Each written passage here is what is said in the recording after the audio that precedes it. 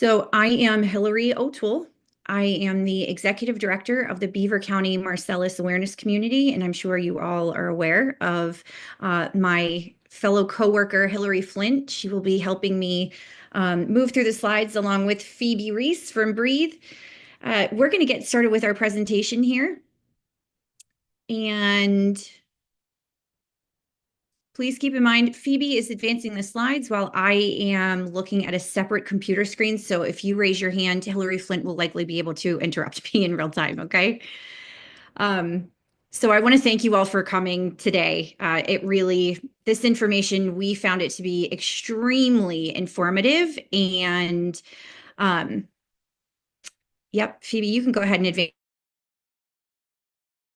next slide if you want. Extremely informative, but also it posed a lot more questions than it did, kind of provide answers to. So we're really rely on you all as the audience and community members to help us with some of these unexpected questions that we had, and also with moving forward, because really the goal of this was to make sure that we understood any of the risks that were associated with living near the train tracks. We knew that with East Palestine happening so close by, that a lot of us have already been affected by that. And we really want to make sure that we're looking at this angle of hazardous chemical transportation that we haven't really looked at before. And so, as we're moving through, we're going to show you what train placards are, hazardous train placards, and we're going to talk about how to identify some of the other tanker cars that carry hazardous chemicals and potentially waste.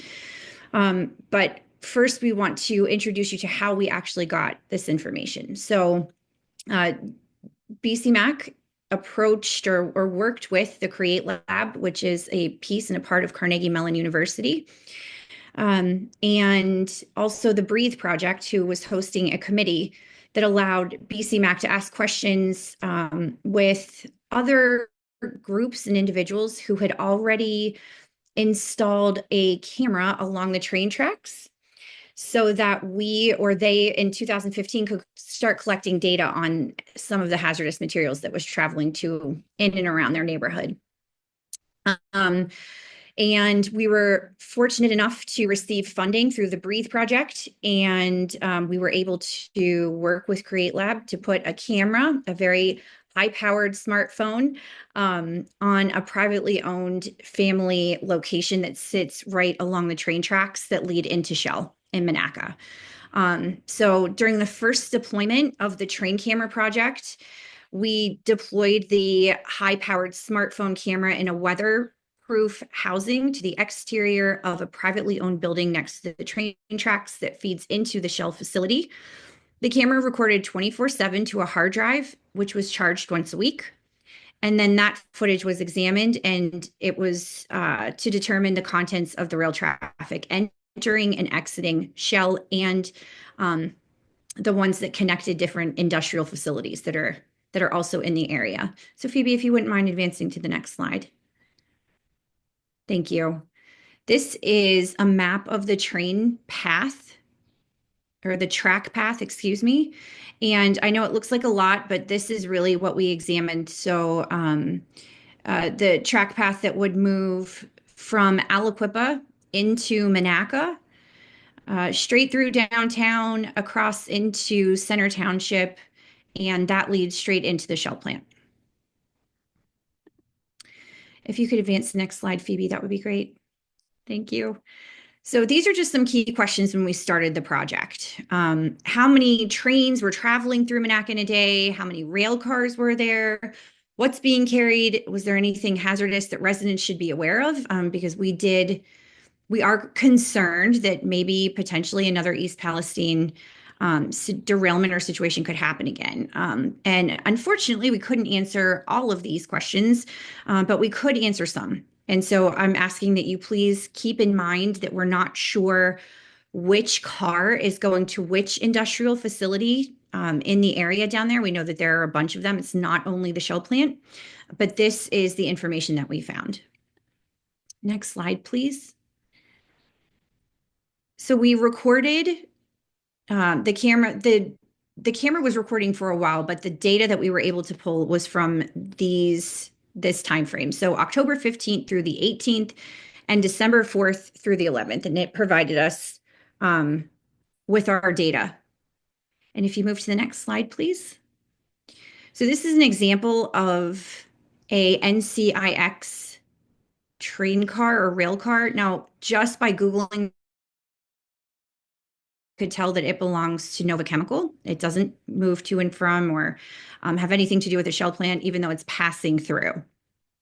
Next slide, please.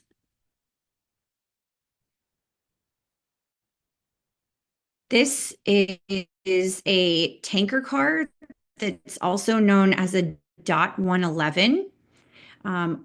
General service tank car that's commonly used here in the United States. Now, something very interesting to keep in mind, the Department of Transportation has requested that all of these tanker cars are posing more of a risk than they are a benefit. And there was some preliminary incident data that was released by the Environmental Protection Agency highlighting the performance of these specification tanks involved in the derailment in East Palestine, and they just continue to be of a significant concern. And if you wouldn't mind clicking to the next slide, this is a picture of that letter, and Hillary Flint has a copy of that, and we can drop it in the chat if you're interested. So we're still seeing a lot of these tanker cars traveling to and from in and around our area, even though we know that they're not up to standard and they shouldn't be in use right now. Next slide, please.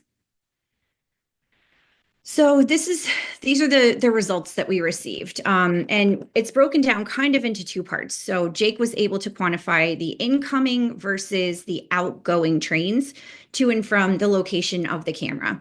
So incoming, he counted 125 tanker cars and outgoing 113. And that gives us a total of 238 tanker cars that were observed. So how many trains were traveling through Monaca to the Shell plant and or one of the other industrial facilities? On the weekdays, he counted 2 in and 2 out. On the weekend, 1 in and 1 out. And total for the week, that would be 12 in and 12 out. And the timelines were observed the earliest at 10:38 a.m. and the latest at 7:09 p.m. Next slide, please, Phoebe. This is a chart that Jake put together for us that shows the total cars, but also in line with their number or with the contents, excuse me. So with their UN number and also the contents of what was included. And we're going to talk about this more as we dive into this a little bit more, but butadienes and hydrocarbon mixtures, non-odorized liquefied petroleum gases, hexene, styrene monomer stabilized, along with their UN and class numbers. Next slide, Phoebe. So what hazardous materials are we talking about? Let's just dive in right now. So 238 labeled tanker cars that were identified total. 63 of the incoming cars were 50% of them contained butadiene and hydrocarbon mixtures. And how do we know that? So we see UN 1010 listed on the side of the train car. We can identify that as butadiene stabilized or butadiene and hydrocarbon, and it is highly flammable. Next slide, please. And this is a picture of what we saw. And if you move to the next slide, I zoomed in just so that we could all get a better view. So here's the hazard placard, and here's the 1010 label.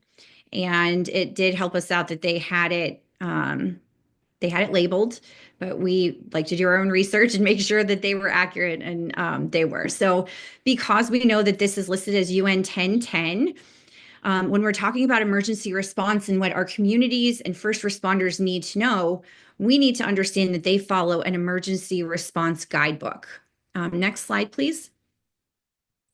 So the U.S. Department of Transportation creates this guidebook, and this is where Any hazardous material response that's happening, they provide you with a number, and it tells you how exactly to handle that type of emergency, whether it's a fire, an explosion, a leak. They provide guidance on how to approach it. So we're going to talk about this first one, the butadiene and hydrocarbon mixture, stabilized in greater detail than what we're going to talk about the other ones, just so that you all can understand what you can find in this guidebook. And also, if we have any first responders on here, we really would appreciate it if you would speak up and kind of give us a little bit of insight on how you really work through and manage these situations. Next slide, please. So for public safety, when we're looking at this specific mixture, we know that it's a fire or explosion and is extremely flammable. So easily ignited by heat. It will form explosives if it mixes with the air. The substances may pulverize explosively when heated or involved in a fire. The vapors from the gas are heavier than the air and will spread along the ground. Vapors may travel to a source of ignition and flash back, and the containers may explode when heated, and the ruptured cylinders may rocket. Now, why would this be important for public safety? Obviously, we know that we're going to call 911, but sometimes I know for me, my first instinct is to kind of run to the problem to see what's going on, if there's anything that I can do. However, just seeing that hazard placard on the side and knowing that it's flammable, I wouldn't necessarily know what to do with that if I don't see fire myself. If my home is near it, I might try to put fire out. I mean, this is information that we really need to educate and inform our neighbors, our friends, our community members, and especially our emergency responders about, because they may not be aware of what's in the tanks either. And so it's really important that we figure out what's in them before we try and react. Next slide, please.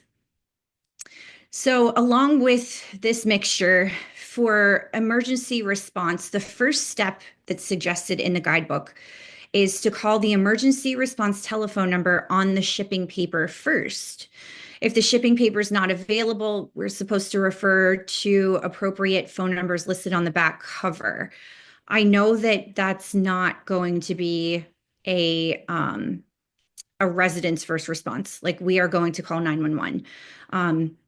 A side note, we probably should be able to give them as much information as possible.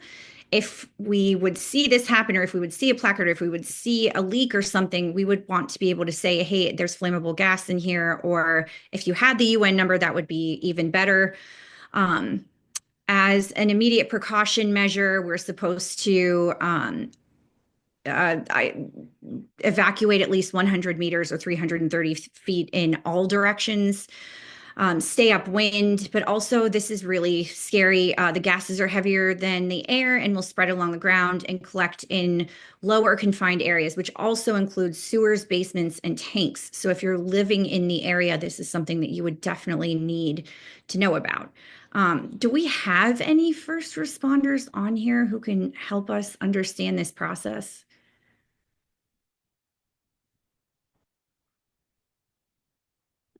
I mean, I wasn't sure if we invited a bunch of them. I wasn't sure if anyone was going to show, but okay.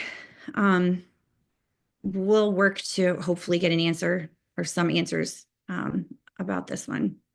Next slide, please, Phoebe.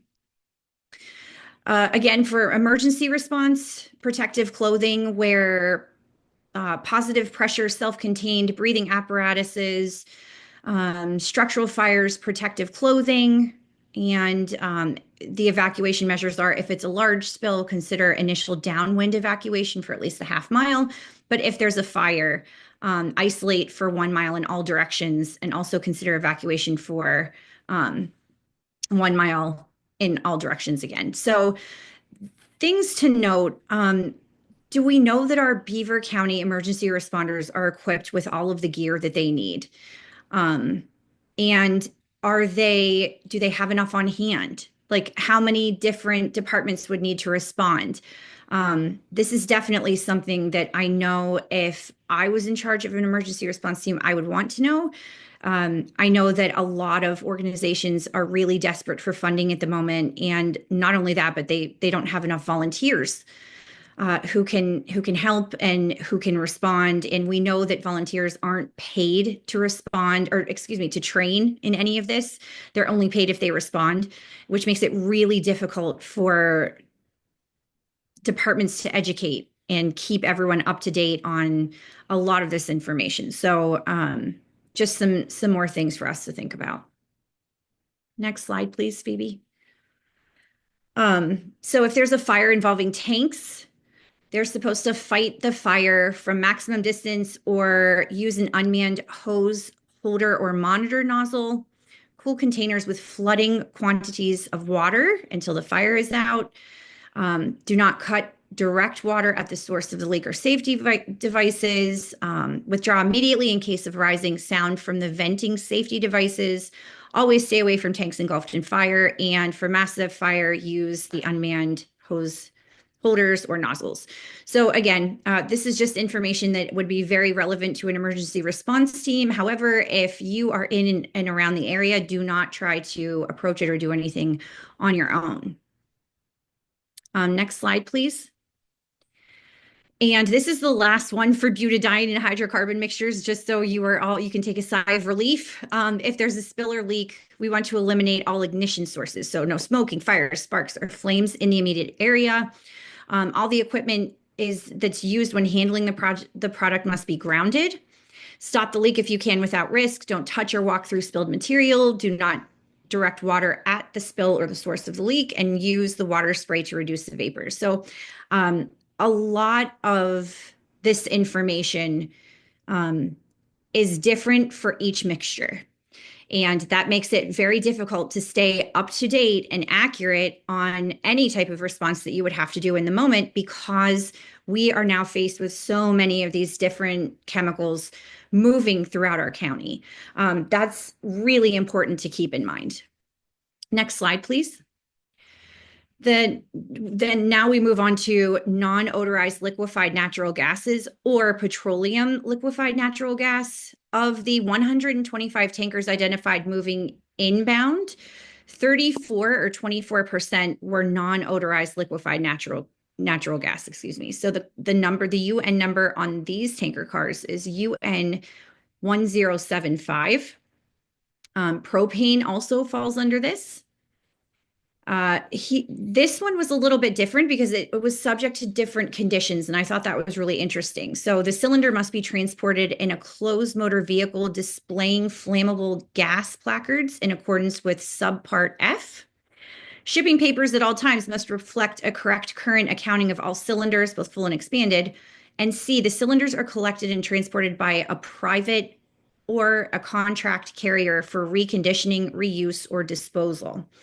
So that just means that if any of these conditions apply, they may not have to use the shipping name marking or the label requirements, which is pretty interesting because we were all talking earlier, and a tank is never fully cleaned out or dry. There's usually always some type of residue or residual piece laying in there. So that's pretty scary to see that they wouldn't have to mark that. Next slide, please. Emergency response guide number 115 for petroleum liquefied natural gas. Again, it's extremely flammable. It would be easily ignited. And again, with this type of petroleum liquefied gas, we see that they're lighter than air and they'll rise. Hydrogen fires are difficult to detect since they burn with an invisible flame. Use an alternate method of detection, be it thermal camera, broom handle, etc. So this is another question for our emergency responders. Do they have all of these tools? Are they aware of that? The list is pretty long already, and we're only on the second hazardous chemical that we're looking at. Next slide, please. So when it comes to health and wellness, Petroleum liquefied natural gas vapors may cause dizziness, asphyxiation without any type of warning. It's irritating if inhaled, and contact with the gas or liquefied gas may cause burns, severe injury, and or frostbite, and the fire may produce irritating and or toxic gases. So just being in the area poses a very real risk. The next slide, please. Here is the public safety response on this. Call emergency response telephone number. And obviously keep away. Immediate precautionary measure, you want to isolate within 330 feet in all directions. Again, same thing, the gases are heavier than the air, wear protective clothing. So a lot of the same things that we saw on the butadiene and hydrocarbon mixture. Next slide, please. This is hexane. So of the 125 tanker cars observed going in or moving inbound, 10% were hexane, or that would be a total of 12 of the cars. The class associated with hexane is 2370. And I'm not going to read you the entire element information, but it has a mild gasoline-like odor, and it's used as a co-monomer in the manufacture of polyethylene, especially low-density polyethylene, and it improves flexibility and toughness. It's also highly flammable. Next slide, please. So the emergency response guide number is 128 for hexane. Again, extremely flammable. The vapors may form explosive mixtures with air. The vapors may travel the source of ignition and flashback. The vapors can collect in low confined areas and explosion hazard for indoors, outdoors, or in sewers. So again, very much the same thing as what we have seen in the previous two. Next slide, please. For hexane, the health risks are severe. Inhalation or contact with materials may irritate or burn skin and eyes. The fire produces irritating, corrosive, and toxic gases. The vapors may cause dizziness or suffocation, and runoff from fire control or dilution water may cause pollution. And that's a very big deal, especially when we're considering how close this train line is to our homes. Next slide, please. Styrene monomer stabilized. Of the 125 tank cars observed moving inbound, 3 of them contained styrene monomer stabilized. The UN number is 2055, and it follows the exact same emergency guide plan for hexane. Interesting facts, it's colorless to yellowish, only liquid with a sweet floral odor. And it is often used with another inhibitor to prevent unwanted polymerization during storage and transport. So it's really just to keep other chemicals from interacting. And next slide, please, Phoebe. This is what that train car looks like. And there's the hazard plaque. Next slide, please. So evacuate or shelter in place. Evacuation radius may range from several hundred feet to over a mile, depending on the spill size, wind, and fire. Emergency services will advise based on the guide. But really what we want to make note of here is it's the exact same thing as hexane. It doesn't sound as scary, but it definitely is. It definitely poses the same threats. Next slide, please. Health effects, inhalation causes respiratory irritation, dizziness, or central nervous system depression. Eye and skin contact causes irritation, and it is a possible carcinogen. Next slide, please. Sodium hydroxide solution. Of the 125 tanker cars observed, 2 of them contain sodium hydroxide solution, excuse me. The UN number is 1824. It's also known as caustic soda or lye, which I think we're all a lot more familiar with. It's highly corrosive and is commonly used in industry for pH control or chemical manufacturing and cleaning. The emergency response guide for this is number 154, and you want to look for corrosive substances. It's toxic to your health, severe burns, permanent scarring with skin contact, permanent eye damage or blindness. It can irritate or damage your nose, throat, and lungs. And if you ingest it, it can be fatal. It's harmful to aquatic life as well, just because it changes the pH level at such an extreme degree. Next slide, please. We move to flammable liquids. 2 out of the 125 train cars observed contained flammable liquids. This was number UN 1993. Follows the same emergency guideline for hexene and styrene monomer. Keep in mind, it is a flammable liquid. Slide, please.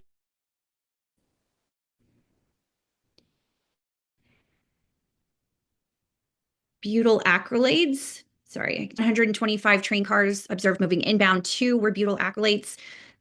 UN number 2348 for flammable liquids. And I just really thought this was a cool AI version of how to relay this. Butyl acrylate inhibited is a flammable, volatile, and reactive organic chemical used in the production of plastics, adhesives, paints, and coatings. We also have a paint facility in Rochester, so we could be getting hit on 2 sides from this one. The inhibited label means that a stabilizer is added to prevent unwanted polymerization during the storage and transport. As we had seen previously. The appearance is clear, colorless liquid with a very sharp, fruity odor. And thank God we're wrapping up all of our hazardous chemicals that we're going to address today. But next slide, please, Phoebe. Now I would like to talk about the hopper cars and the tanker car totals. So along with the tanker cars, we know we had seen 238 total.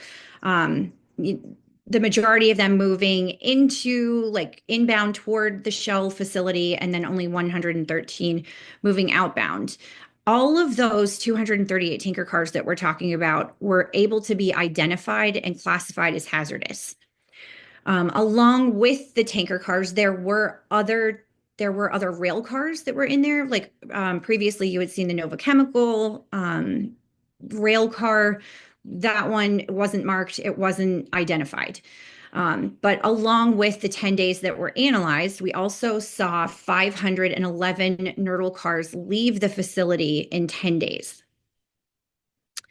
That's a lot of plastic to be moving along the train lines. Next slide, please, Phoebe. So when we're talking about why we're bringing this information here, we really want to hone down on requirements that facilities have to self-report and to educate. And who do they have to tell when they have hexene or even benzene or another type of hazardous material? So we're going to talk about that. And we're going to start with the state and local guidance for spills or derailments. So this is the guidance that is on Beaver County's local website. We are to call 911 immediately, report a hazardous chemical smell, and then notify the U.S. NRC, the National Response Center, then contact the railroad operator. According to this, they are responsible for initiating hazmat response. Then alert state agencies in Pennsylvania, that would be the DEP and PEMA, and then evacuate and or shelter in place. And it may range from several hundred feet to over a mile, depending on the spill size, wind, and fire. We know that. But I think that a lot of us are a lot wiser now when it comes to waiting for state agencies to tell you to evacuate and tell you to leave or do something. Now that we know a lot of the risks associated with these chemicals. So when we're looking at Beaver County specifically, we need to think about our what we have local. So our local emergency response team. Next slide, please, Phoebe. I'm so sorry. And our Beaver County hazmat team, we have one. It was last certified in 2019, and it's located in Brighton Township near Brady's Run. And The Pennsylvania Hazardous Material Emergency Planning and Response Act, or Act 165, directs all of the Commonwealth and our 67 counties and sets standards for the hazardous material response teams. Next slide, please. So we also know that this is, we call the right to know, or Superfund amendments and reauthorization in order to help local communities protect our health.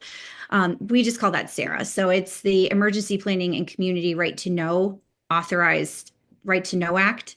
And it ensures that every county has a local emergency planning committee for all 67 counties in PA.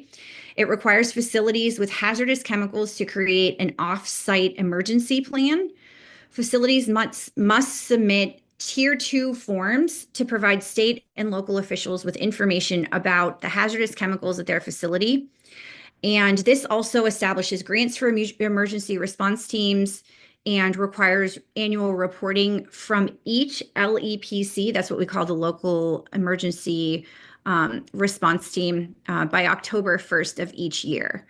So how is this relevant to trains? So Section 206 of Act 165 states that the owner or operator of a facility or the transporter of a hazardous material shall immediately notify the county emergency management agency of the release of a hazardous material. And this means that all rail companies are legally required to report spills, leaks, or accidents, just like chemical plants or facilities. Now, I don't know if the railroad is always the first person who sees the accidents or understands the live to rail lines, especially our local emergency response committee or planning committee, excuse me, that our departments are underfunded, understaffed, and they don't have a lot of the resources that they need. And that's really scary. It's scary to hear the leader and the head of our 911 center say that we're no better off today when it comes to preparation for a derailment than we were when East Palestine happened. And it's really scary. And so this information, if we can pass this information along, again, to neighbors, to friends, to any of our local leaders that we're friends with, all that this can do is help to spread the information and the awareness and hopefully make a change so that we can get money into the hands of volunteers so that they can get paid for the work that they're doing. Even if that's sitting in a classroom for 8 hours on a Saturday and just learning about all of these different chemicals and the types of response, and really the types of protection equipment that they need, and how we can help them get that. Next slide, please. So sections 301, 302, and 303 establish civil liabilities, penalties and fines and enforcement. So this is really how the local LEPC can decide if there's a facility that decides not to have a safety plan in place, or if they don't report something. These are the sections that can allow them to actually enforce and hold them accountable for that. Next slide, please. Section 304, emergency notification. This ensures that an emergency plan is in place and that it is in compliance with all emergency management service codes. This is for fixed facilities and transportation accidents. And for example, they must have a way to notify residents of an accident or a spill. Listed in the emergency notification, it says like you must send a robocall, or you must have a way to get all of your messages out on social media as soon as possible. And the Pennsylvania law requires emergency reporting of any hazardous substance, including railroads, and they must immediately report the release of any hazardous material to the local LEPC. And this does include train derailments, leaks from tankers, accidental release, or fire involving hazardous freight. So sections 311 and 312 are the community right to know requirements. So when facilities are manufacturing, processing, or storing designated hazardous materials, they must make material safety data sheets. And they also must have a plan.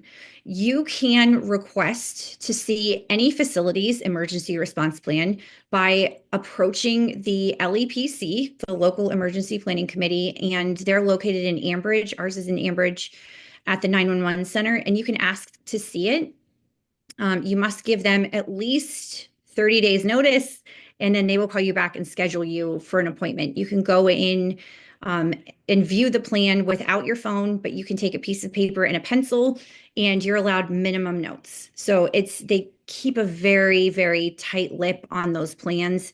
And a lot of this has to do with public safety. So if there would ever be like a threat made or a bomb threat made or something to one of the facilities, they wouldn't want the emergency plan to get out there just so that it couldn't turn into a bigger disaster. Next slide. So again, we're going to, I'm just going to kind of stop talking here because I feel like I've just been talking about chemicals for a while. So let's take a break and look at this. Oh, can you, Phoebe, next slide, please? I'm so sorry. Let's take a look at all of these different tanker cars. And I'm going to open it up and see if anyone has any questions.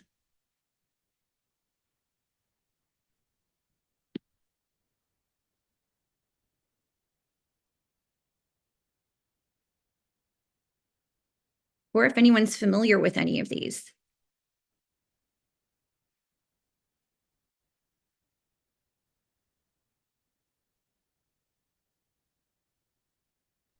I can chime in and just say that some of these chemicals are currently under consideration for being banned. So I will drop some fact sheets in the chats. But for example, 1,3-butadiene and styrene are both undergoing the EPA's Toxic Substances Control Act process, which means in the matter of about 6 years, it could be determined that these are not safe for human health and would either be banned or at least restricted. So I think that's really important for folks to know. And then Jake has his hand up. Go ahead, Jake. Hey, can everybody hear me? Yes. Cool. I just wanted to throw in there these hazard classes, class 2.1 and class 3. Class 2.1, that hazard is the same. It's the same hazard as vinyl chloride, which was the chemical that spilled in East Palestine. And hazard class 3 is the same hazard class as petroleum crude oil, which was the primary risk associated with the bomb trains, which has been another subject of advocacy and concern. So a little bit of context there. Thank you so much, Jake. Yeah, I think I'm getting overwhelmed with the amount of chemicals that were identified. Like it's just becoming really scary. Okay, well then we can move forward. So the next slide shows the population of people living in and around the area that we have been monitoring. And so it looks like there are just over 20,000 of us who live in this area, with the population under 18 at 3,650. And that's a lot of people who live in such a close proximity to these tracks and who are potentially exposed to a lot of these hazards. All right, next slide, please, Phoebe.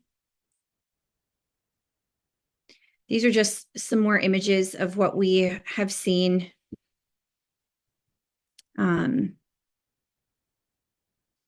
You can move to the next slide.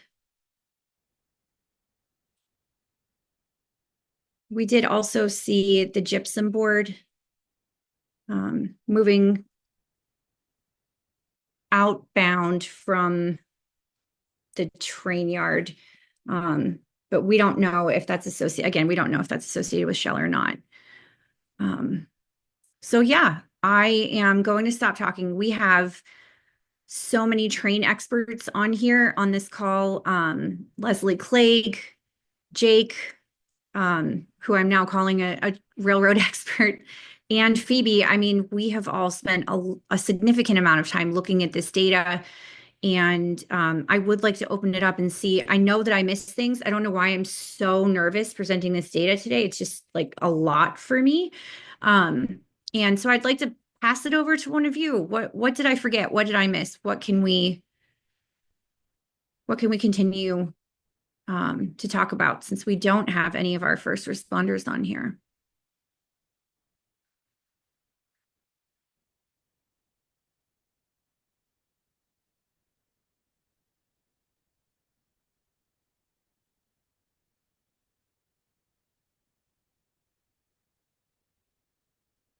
Okay.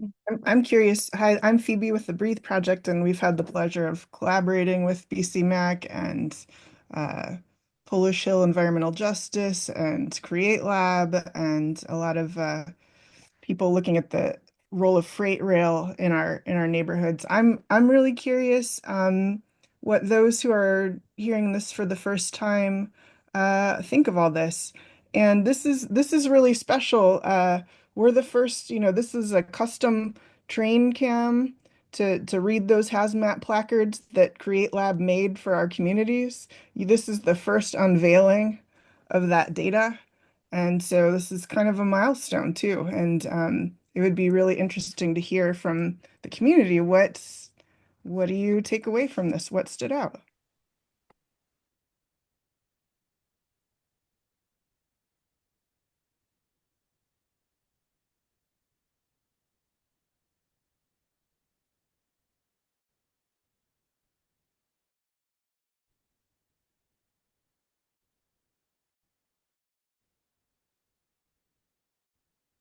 So we have a comment It's from, intimidating.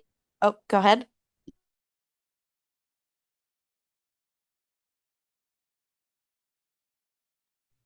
I just think it's remarkable that, time and time again, like groups like BCMAC have to find this information for themselves instead of relying on somebody to find it for them. And as a resident of Allegheny County, I just feel like I wish that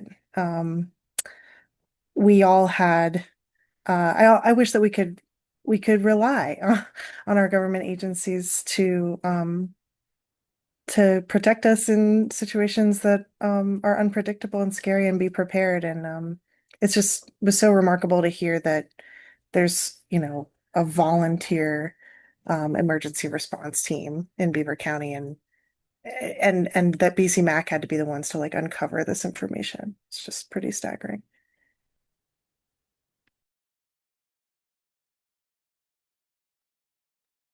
That's a good point, Thanks, Anna. Anna. And Anna's with Create Lab, so thank you so much again to Create Lab for CMU's Create Lab.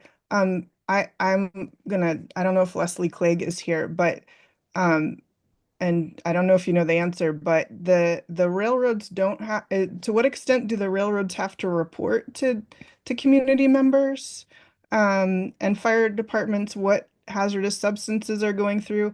And part of the reason this makes a difference to us is because all of us in Beaver County and Allegheny County, we also sit on the same train line as the East Palestine, vinyl chloride route. And I can pull up that map in a minute. So what could have that train was headed for Conway Rail Yard in Beaver County. And what exacerbated the disaster, the NTSB said, was that no one knew what to do when that train derailed, and everyone was reliant on Norfolk Southern to tell them, what was in there and how to handle the response, and that unnecessarily um, damaged lives. And so we don't want that to happen in our communities in Beaver County or Allegheny County. But Leslie, or does anyone else, can anyone else speak to the reporting? Like why did we have to do this camera to find out the hazardous materials?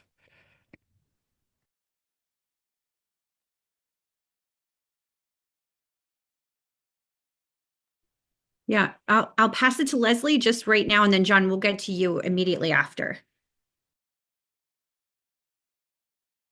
Yeah, supposedly the railroads are supposed to report what they carry to the government, but the government agency they report to my understanding, is run by people who've left the industry, so it's staying very much in the same circle, I believe, but they're not really under any obligation, or they can share it with the government. The government doesn't have to share it with us.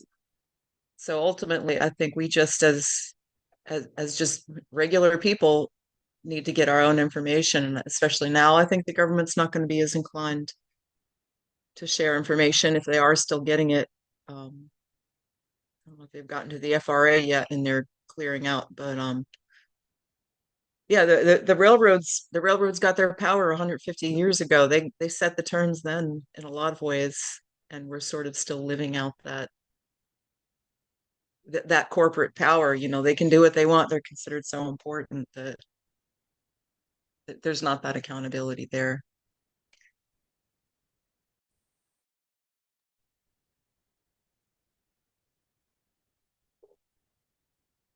Yeah, so my question was kind of following on Phoebe's, and with like regular drive with cars, we have reporting of how many accidents there are and those kinds of things, but I don't know, like, is there any reporting of what the frequency of derailments are in trains in the country?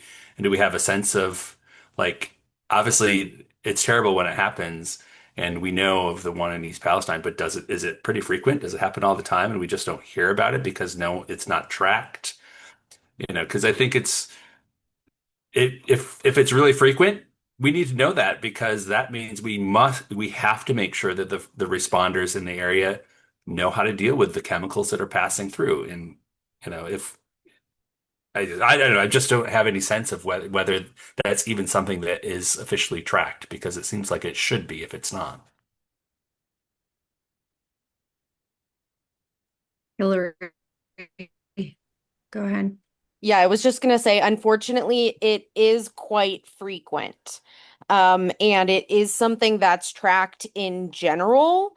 Um, I only know this after going through the East Palestine train derailment myself, but it shocked me when I found out some of these stats. So there is 1,100 train derailments have been reported across the US just in the year of 2023.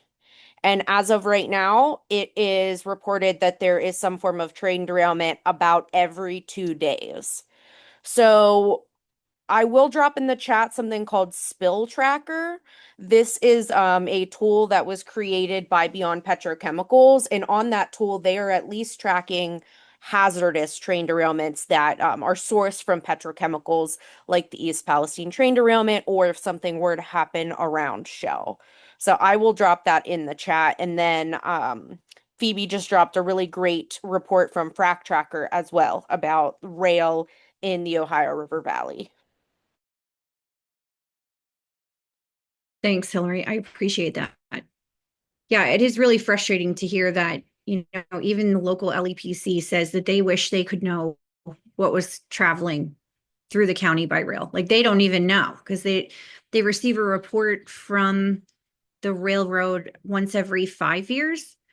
So the last time they received it was in 2021. And I said, well, Shell wasn't even operating at full capacity at that point. And he said, yeah, I know. So they kind of have their own set of rules. Our state laws that we have around this don't apply. It's just crazy to me. Yes, they have to report it, but it's not as frequent as everyone else. And the state of Pennsylvania says it has to be done once a year, and the train line says they're going to report it every 5 years. And we also know that if a derailment or an accident happens in a municipality, or anywhere, let's just say the train leaves, one of these outbound trains is derailed in, I believe he used McKees Rocks as an example, then McKees Rocks would be the one to respond. If there was a Shell, even one Shell train car on the train, they would be required to to show up and respond as well. But if there's not, then they don't need to. And that's really kind of scary because I don't think that smaller municipalities and volunteer departments are really thinking about the dangers that the trains pose in their area. And we know that the Beaver County LEPC lost a lot of funding recently. So they're not going to be able to renew their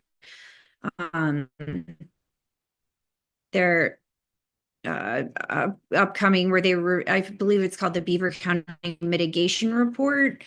They identify the top 20 issues or direct attention and funding to. And I guess landslides are high on their list right now. But also hazardous chemicals on there as well. Thanks, Jake. Jake also said if anyone's interested in seeing a full video of the train entering the facility, here's one from 11 this morning in the chat. Thanks for that. And I dropped in the chat, we do have a new Eyes on Transportation page on the BCMAC website. We are going to be releasing some of this data on that web page. We just wanted to get it to this group of people first. But that's where we will have kind of all of these different stats that we shared with you today. And there's some really great storytelling pieces towards the bottom of the page that really help humanize what does happen if there's a rail accident, because that did happen to our community with the train derailment in East Palestine. We do have Beaver County residents who were affected. So I highly recommend watching those stories and keeping that in mind as you continue to advocate within your community for better protections around rail and chemicals. Thanks, Hillary. I appreciate that. We would also really like you to stay engaged with us. So this is the first rollout of this project. We do plan on continuing it. And like Jake said, you can see one of the trains that moved by this morning. We're hoping that we can get an update in the fall.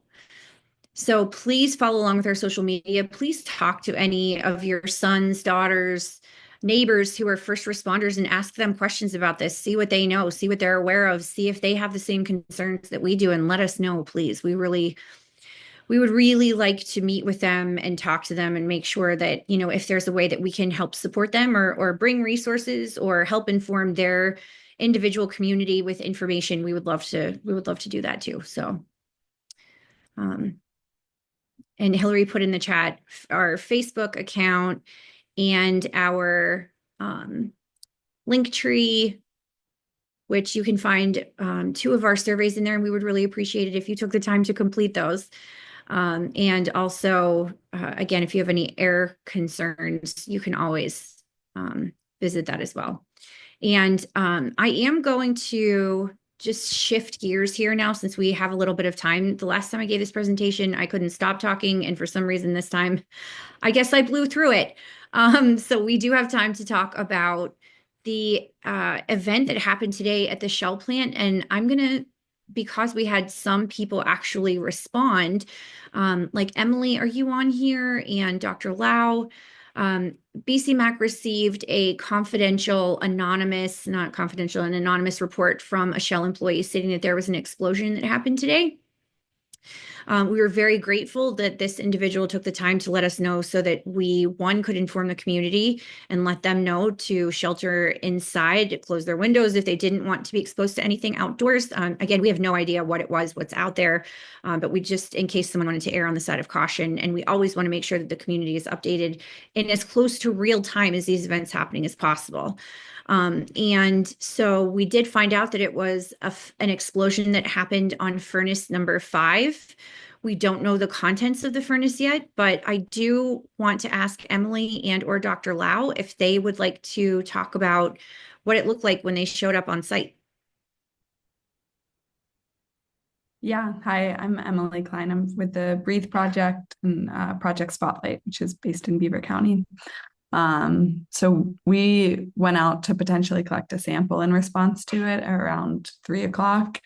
And the yeah, when we got there, the plant was really quiet. So it almost seemed like they had shut down operations, like there was no steam coming out of any of the units. And so we ran what's called a photoionization detector, a PID, that counts the total VOCs in the air. And we went to 4 different locations. And the good news is it was reading 0 parts per billion. So that means that, yeah, the concentration of VOCs was low enough right next to that detector, at least. And we tried to go where we thought the wind was blowing, where we thought the plume of smoke that we had seen might have gone. But Cliff can talk a little bit more about the chemistry behind it. But I think what might have happened is that it just dissipated up into the air, which I think because of the weather we're having today is more likely.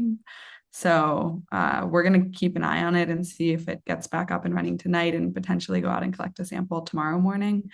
But yeah, that was the main observations that I had. Thanks, Emily. We appreciate it, and you for going.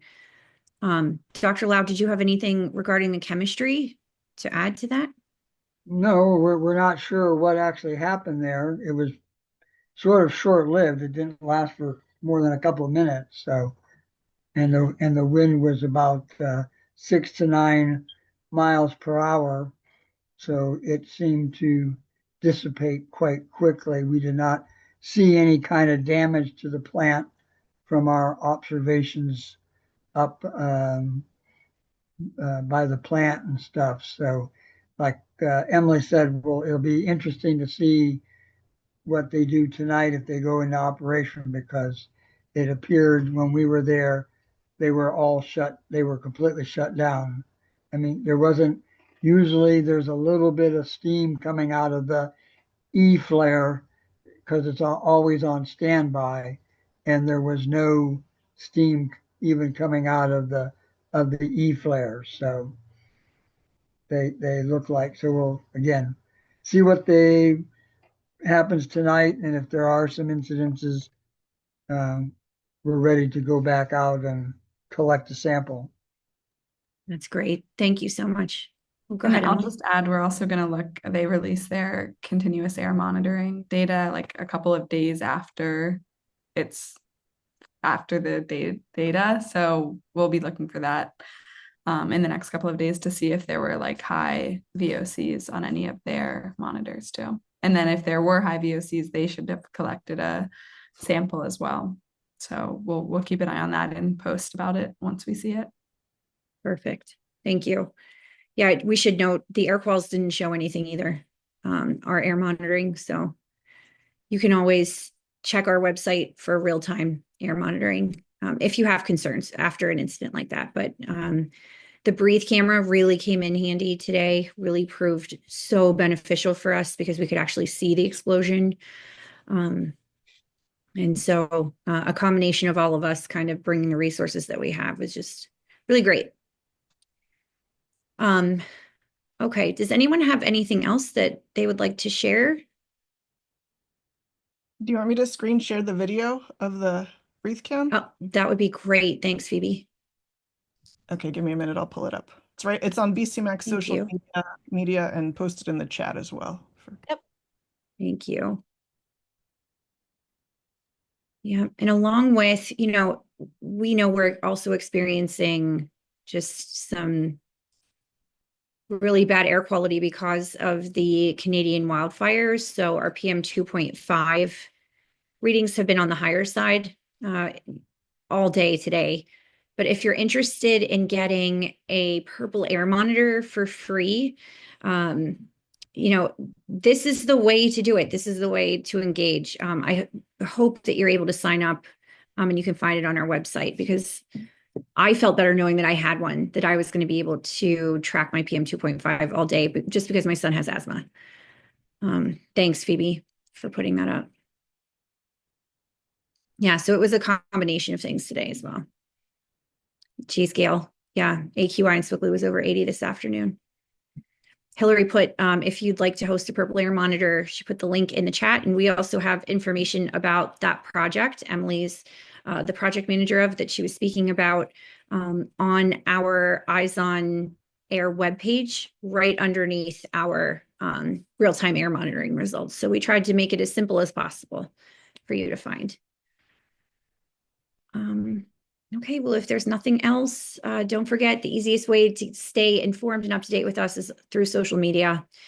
You can sign up for our mailing list, attend our events, and keep tabs on our website. And again, Hillary put all of that in the chat. And I just really want to thank you for joining us today. Honestly, we couldn't do this work without all of you. We sincerely appreciate your time and your efforts, and we hope that you continue to engage with us.